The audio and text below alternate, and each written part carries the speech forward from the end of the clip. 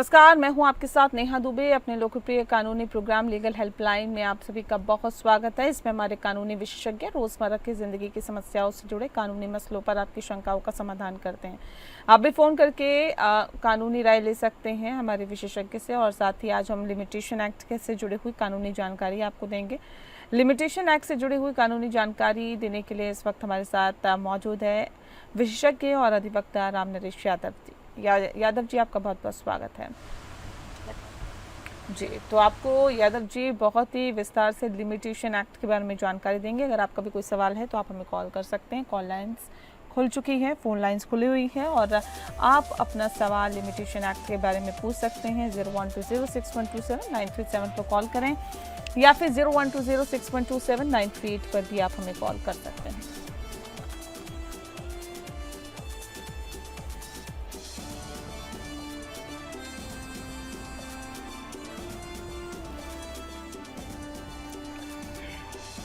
चलिए, यादव जी हमारे साथ लगातार जुड़े हुए हैं। सर, सबसे पहला और महत्वपूर्ण सवाल यही कि लिमिटेशन या सीमित समय का कानूनी मतलब क्या होता है? नेहा जी, जो लिमिटेशन का मतलब है वो एक निर्धारित वैधानिक अवधि जिसके अंदर किसी व्यक्ति को कोई कानूनी कार्रवाई जैसे कि मुकदमा, अपील या आवेदन आदि शुरू करनी होती है। यदि वह अवधि निकल जाती है तो सामान्यतः न्यायालय उस कार्रवाई को स्वीकार नहीं करता है क्योंकि वह टाइम बाउंड मानी जाती है। भारतीय कानून में यह अवधारणा लिमिटेशन एक्ट 1963 में दी गई है। इसका उद्देश्य यह है कि कोई भी विधिक विवाद है उसको एक टाइम बाउंड मैनर में कोर्ट के अंदर फाइल किया जाए ताकि न्यायालय की प्रक्रिया एक समय सीमा में रहते हुए सुचारू रूप से शुरू की जा सके। जी, ठीक है।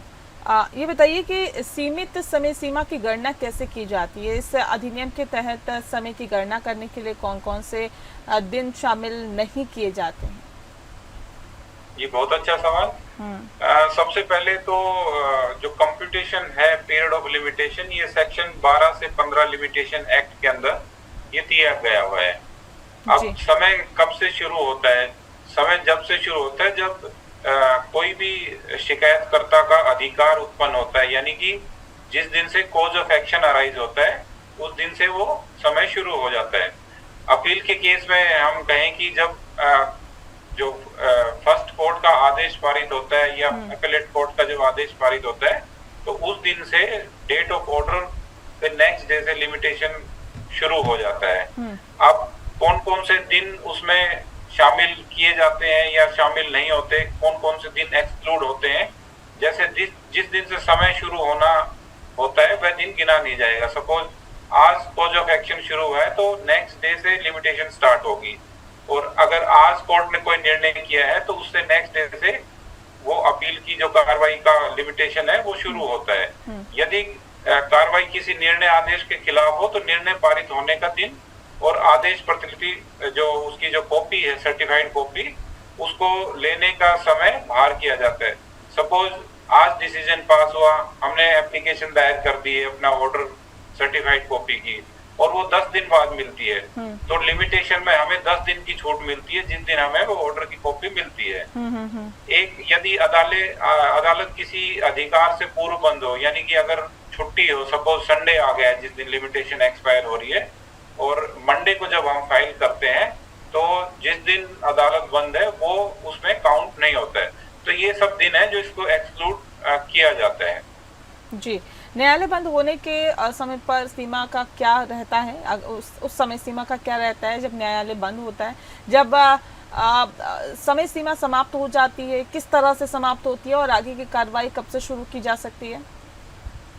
जी Neha ji, section 4 limitation act में ये दिया गया है कि यदि समय की अवधि यानी कि प्रेस्क्राइब पीरियड समाप्त होने का दिन ऐसा हो जब न्यायालय बंद हो तो उस दिन की कार्रवाई नहीं की जा सकती, लेकिन वह कार्रवाई अगले दिन जब न्यायालय खुलता है तब की जा सकती है। अदालत बंद होने की परिभाषा यह है कि यदि किसी दिन के जो सामान्य कार्य यानी जो नॉर्मल वर्किंग आवर्स है अदालत किसी कारण से पूरी तरह बंद है, उस दिन कोई छुट्टी है या बीच में संडे आ जाता है तो वह दिन बंद माना जाएगा। जी। उदाहरण के लिए अगर समय सीमा 10 मई को हम एग्जाम्पल लें कि समय सीमा 10 मई को समाप्त हो जाती है और 10 मई को अदालत छुट्टी है या बंद है, तो आप 11 मई यानी कि जो अगला कार्य दिवस है उसको वो फाइल कर सकते हैं। ठीक है। जी। अपील और आवेदन के लिए समय सीमा क्या है और अपील और आवेदन के लिए समय सीमा की गणना कैसे की जाती है? लिमिटेशन एक्ट की शेड्यूल में विभिन्न प्रकार की अपीलों और आवेदन के लिए एक समय सीमा निर्धारित है। उदाहरण के लिए हम देखें कि कुछ अपीलों में समय सीमा 30 दिन की होती है, किसी में 60 दिन या किसी में 90 दिन। ये अलग अलग अपीलों के अलग अलग जो लिमिटेशन के टाइमिंग दिए हुए हैं। अब आवेदन यानी कि एप्लीकेशन, जैसे कि आदेश की कोई भी एप्लीकेशन है उनकी भी एक समय सीमा दी होती है। जैसे सब्स्टिट्यूट करने के लिए 30 दिन का समय है किसी को एलआरएस में, या कोई किसी और तरह का प्रोविजन है, जैसे 90 दिन का भी होता है, किसी में 60 दिन का होता है। तो एप्लीकेशंस की भी एक समय सीमा होती है। गणना उसी प्रकार होती है जैसे मुकदमे में दिन को गिना जाता है, उसी दिन से होती है। जैसे जब अपीली आदेश प्रदान किया जाता है या निर्णय के बाद, जैसा कि नियम अनुसार समय शुरू माना गया हो, शुरुआत वाले दिन को उसमें शामिल नहीं किया जाता। सेम उसी तरह जैसे कि आदेश की प्रतिलिपि जब मिलने का समय, निर्णय की तारीख आदि, ये बातें अपील या आवेदन की समय सीमा पर भी ये असर डालती है। उदाहरण स्वरूप निर्णय पारित होने का दिन और प्रतिलिपि प्राप्त करने का समय भी उससे बाहर किया जाता है। विधिक अक्षमता क्या है और इसका समय सीमा पर क्या प्रभाव पड़ता है? अगर कोई व्यक्ति विधिक अक्षमता के कारण समय सीमा के भीतर अपील या आवेदन नहीं कर सकता है तो क्या किया जा सकता है? विधिक अक्षमता यानी लीगल डिसेबिलिटी का अर्थ है कि व्यक्ति उस समय सक्षम नहीं है कानूनी कार्रवाई करने के लिए। जैसे कि बाल अवस्था जिसमें बच्चा माइनर होता है, या कोई इस पागलपन, या कोई भी जो असमंजस की अवस्था जैसे इंसैनिटी, ये स्थिति को हम बोलते हैं लीगल डिसेबिलिटी। लिमिटेशन एक्ट की जो धारा 6 है वो कहती है कि अगर कोई व्यक्ति उस दिन से जब समय चलना शुरू होता है विधिक अक्षमता में है, यानी कि वो लीगल डिसेबिलिटी में है, तो व्यक्ति को वह अवधि मिलती है जब वो उसकी जो डिसेबिलिटी है वो समाप्त हो जाती है। अर्थात समय की अवधि डिसेबिलिटी समाप्ति के बाद ही शुरू होती है। सपोज हम कहें कि बच्चा अभी 16 साल का है और वो 2 साल बाद यानी 18 पे वो अडल्ट हो जाएगा, तो जब वो 18 का हो जाएगा तो उस दिन से उसकी जो लिमिटेशन की समय सीमा उस दिन से स्टार्ट होती है। या कोई व्यक्ति इनसेन है या पागल है, तो जिस दिन वो उसका इलाज हो के अगर वो बिल्कुल स्वस्थ हो जाता है, तो जिस दिन से वो स्वस्थ होता है उस दिन से लिमिटेशन स्टार्ट होती है। अब इन्हीं व्यक्तियों में यदि व्यक्ति की जो अक्षमता डिसेबिलिटी है उनकी मृत्यु तक जारी रहती है, तो जो उनका लीगल रिप्रेजेंटेटिव है वो समय सीमा समाप्ति के बाद उसी अवधि में प्रक्रिया शुरू करता है, जैसे यदि व्यक्ति जीवित रहता तो वो कर पाता। लेकिन ध्यान देने की बात है कि जो सेक्शन 8 है उसमें एक विशेष अपवाद है। उदाहरण के लिए प्रीएम्पशन सूट्स जो होते हैं, प्रीएम्पशन होता है यानी कि कोई भी पूर्व खरीद जब होती है शेयर्स की या किसी भी प्रॉपर्टी की, तो उसमें अगर कोई लीगल डिसेबल होने के बाद उसकी समय सीमा 3 वर्ष से अधिक नहीं बढ़ाई जा सकती, ये कानून में दिया गया है। ये एक अपवाद है उसके अंदर। ठीक है। अपील और आवेदन के लिए समय सीमा की गणना कैसे की जाती है? अपील आवेदन के लिए समय सीमा की गणना कौन से नियम इस पे लागू होते हैं? अपील और एप्लीकेशन उन दोनों की जो गणना है वो वैसे ही होती है जैसे बाकी केसों में। जैसे अपील में मैंने अभी बताया कि कुछ में 30 दिन का समय होता है, किसी में 60, किसी में 90। तो जैसे ही अपील का ऑर्डर आ जाता है और हम उस ऑर्डर को चैलेंज करते हैं जिसमें अपील करनी होती है, तो जिस दिन ऑर्डर पारित किया गया है उस दिन को काउंट नहीं करते, उससे नेक्स्ट डे जो होता है उस दिन से वो स्टार्ट होता है। जिस दिन हम ऑर्डर की कॉपी अप्लाई करते हैं और ऑर्डर की कॉपी मिलने के जो भी अंतराल में जो समय खराब होता है वो भी दिन उसमें एक्सक्लूड हो जाता है। सेम ऐसे ही जब एप्लीकेशन का जब हम डालते हैं और हमें पता लगता है, कॉज ऑफ एक्शन हमें पता लगता है कि इस दिन, जैसे मान लो हम किसी को सब्स्टिट्यूट ही करते हैं और हमें पता लगता है कि जो उसके अंदर प्लेंटिफ था उसकी मृत्यु इस तारीख को उसका 10 दिन पहले पता लगता है तो वो उसी हिसाब से उसकी काउंटिंग होती है। जी, ठीक है। ये बताइए कि विधिक अक्षमता के कारण समय सीमा का विस्तार कैसे किया जा सकता है, और कोई व्यक्ति विधिक अक्षमता के कारण समय सीमा के भीतर अपील या आवेदन नहीं कर सकता, तो समय सीमा का विस्तार कैसे किया जा सकता है? कोई भी लीगली डिसेबल है, जैसे मैंने अभी बताया था, तो उस जो डिसेबल व्यक्ति जिस दिन, जैसे लिमिटेशन एक्ट की सेक्शन 6 ये कहती है कि अगर उस दिन जब समय चलना शुरू होता है वो व्यक्ति विधिक अक्षमता में है, यानी कि वो लीगली डिसेबल है, तो उस व्यक्ति की वही अवधि मिलती है जो लीगली जो उसकी डिसेबिलिटी जिस दिन समाप्त होती है, अर्थात समय की अवधि अक्षमता समाप्ति के बाद शुरू होती है। यदि व्यक्ति की अक्षमता मृत्यु तक जारी रहती है तो उसका लीगल रिप्रेजेंटेटिव समय सीमा समाप्ति के बाद उसी अवधि में प्रक्रिया शुरू कर सकता है, जैसे व्यक्ति जीवित रहता हो। ठीक है। समय सीमा की गणना में क्या न्यायालय की छुट्टियों का क्या प्रभाव पड़ता है, और अगर न्यायालय में छुट्टी है तो समय सीमा की गणना में इसका क्या प्रभाव पड़ सकता है? हाँ, जैसे मैंने बताया कि अगर न्यायालय किसी कारण से बंद है, यानी कि वो कंप्लीट रूप से, पूर्ण रूप से न्यायालय बंद है, तो जिस दिन न्यायालय बंद है उसका जो नेक्स्ट डे है, सपोज जिस दिन बंद है उस दिन लिमिटेशन एक्सपायर हो रही है, तो जिस दिन न्यायालय खुलेगा उस दिन वो लिमिटेशन एक्सपायर मानी जाएगी, यानी कि जिस दिन न्यायालय बंद होता है उस पीरियड को एक्सक्लूड किया जाता है लिमिटेशन काउंट करने में। जी, एक से ज्यादा प्रतिवादी होने पर समय सीमा का क्या प्रभाव पड़ता है, और अगर एक से ज्यादा प्रतिवादी हैं और उनमें से एक राज्य से बाहर है तो समय सीमा का क्या क्राइटेरिया रहता है? जब कई व्यक्ति प्लेंटिव या एप्लीकेंट मिलके किसी हक के लिए कानूनी कार्रवाई करते हैं, लेकिन उनमें से कोई एक लीगली डिसेबल है, जैसे वो नाबालिग है या उसमें कोई पागलपन या असमंजस की स्थिति में हो, तो सेक्शन 7 लिमिटेशन एक्ट उन पे लागू होता है। जी। यदि कोर्ट के द्वारा उस व्यक्ति को डिस्चार्ज कर दिया जाता है तो उस व्यक्ति के बिना जो लीगली डिसेबल है तो समय सीमा उन सभी पर उसी से तरीके से चलने लगेगी जैसे उनमें कोई भी व्यक्ति डिसेबल ना हो।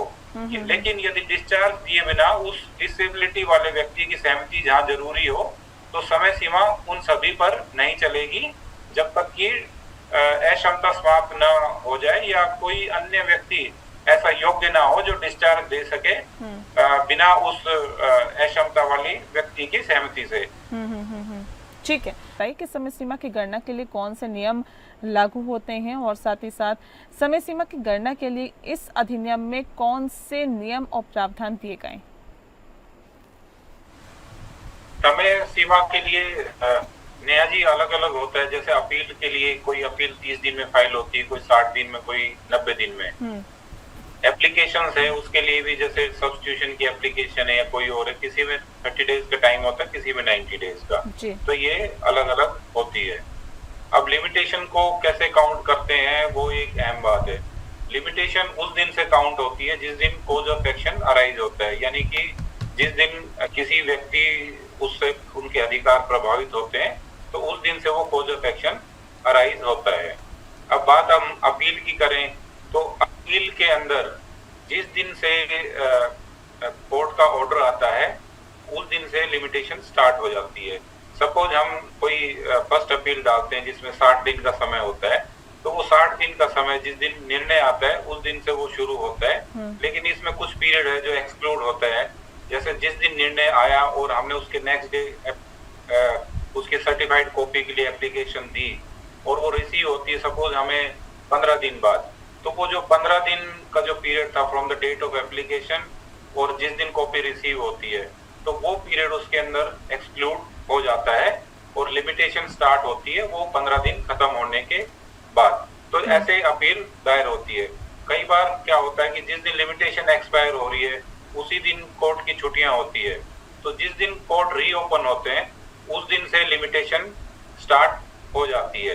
यानी कि सपोज आज संडे के दिन कोई लिमिटेशन खत्म हो रही है और मंडे को कोर्ट ओपन हो रही है तो वो मंडे का पीरियड माना जाएगा, संडे वाला एक्सक्लूड हो जाता है। अब कई बार दफा क्या होता है कि कुछ माइनॉरिटी की वजह से या कोई डिसेबिलिटी की वजह से कुछ लोग उसमें लीगली डिसेबल होते हैं। तो डिसेबल वाले केस में जिस दिन वो एबल हो जाते हैं, यानी कि उनकी डिसेबिलिटी खत्म हो जाती है, तो उनके केस में वो उस दिन से लिमिटेशन स्टार्ट हो जाती है। अब कई क्या होता है कि कुछ लोग बाहर विदेश में सेटल हो रखे होते हैं, निर्णय हो जाता है, वो होते नहीं है यहाँ पे। तो जो लोग भारत से बाहर गए होते हैं, जिस दिन वो भारत के अंदर आते हैं तो तब से उनकी लिमिटेशन पीरियड स्टार्ट हो जाता है। लेकिन उसके लिए उन्हें प्रूव करना पड़ेगा कि इस अवधि के दौरान वो बाहर थे और वो यहाँ इंडिया किसी कारण से नहीं आ सके, तो उनका लिमिटेशन जिस दिन वो भारत में आते हैं उस दिन से स्टार्ट होता है। तो ये सब बातें थी कि लिमिटेशन में कैसे पीरियड एक्सक्लूड होता है और कैसे लिमिटेशन काउंट होती है। ठीक है सर, एक से ज़्यादा वादी या आवेदक होने पर समय सीमा का क्या प्रभाव पड़ता है, और अगर एक से ज़्यादा वादी या आवेदक हैं, उनमें से एक विधिक अक्षमता के अधीन है, तो समय सीमा का क्या होता है इसमें? जब न्यायाधी एक से अधिक वादी होते हैं किसी केस के अंदर और किसी सपोज 10 लोग हैं, उसके अंदर हमें लगता है कि 2 लोग लीगली डिसेबल है, तो जब 2 लोग लीगली डिसेबल होते हैं तो अगर उनको डिस्चार्ज कर देती है उन 2 को, तो समय सीमा सब पे वैसे ही लागू होती है जैसे नॉर्मल उसमें होता है। अगर उन 2 को जो लीगली डिसेबल है कोर्ट डिस्चार्ज नहीं करती है, तो बाकी 8 के लिए भी समय सीमा वैसे ही लागू होगी जैसे लीगली डिसेबल व्यक्ति के लिए है। यानी कि जैसे मैंने अभी बताया था, जिस दिन से उनकी जो लीगल डिसेबिलिटी खत्म हो जाती है उस दिन से वो समय सीमा शुरू होती है। ठीक है, ये बताइए कि समय सीमा की गणना के प्रतिवादी की अनुपस्थिति का क्या प्रभाव पड़ता है? अगर प्रतिवादी राज्य से बाहर है या तो समय सीमा की गणना में इसका क्या प्रभाव पड़ता है? हालांकि कुछ आपने बताया भी इससे पहले, लेकिन और डिटेल में बताएं सर। जो सेक्शन 15 का सब क्लोज 5 है लिमिटेशन एक्ट का, वो ये कहता है कि अगर कोई भी प्रतिवादी भारत से बाहर है, यानी कि वह भारत का जो क्षेत्र है, भारत सरकार के नियंत्रण क्षेत्र से बाहर है, तो उस अवधि का जो समय सीमा की गणना वो एक्सक्लूड किया जाता है जब वो प्रतिवादी अनुपस्थित हो। मान लीजिए कि समय सीमा 3 साल की है और प्रतिवादी 3 साल से विदेश में था और कुछ सालों के लिए वो भारत में नहीं आया, तो उन वर्षों को नहीं गिना जाएगा जब प्रतिवादी भारत में अनुपस्थित था। लेकिन इन सब के लिए उस प्रतिवादी को ये प्रूव करना होगा, ये साबित करना होगा कोर्ट के अंदर कि वो वास्तव में भारत से बाहर था और अदालत में उपस्थित नहीं हो पाया। तो जी ठीक है, शुक्रिया आपका रामनरेश यादव जी, आपने बहुत ही विस्तार से लिमिटेशन एक्ट के बारे में हमारे दर्शकों को जानकारी दी, इसके लिए आपका बहुत बहुत शुक्रिया। फिलहाल लीगल हेल्पलाइन में इतना ही, मुझे दीजिए इजाज़त, नमस्कार।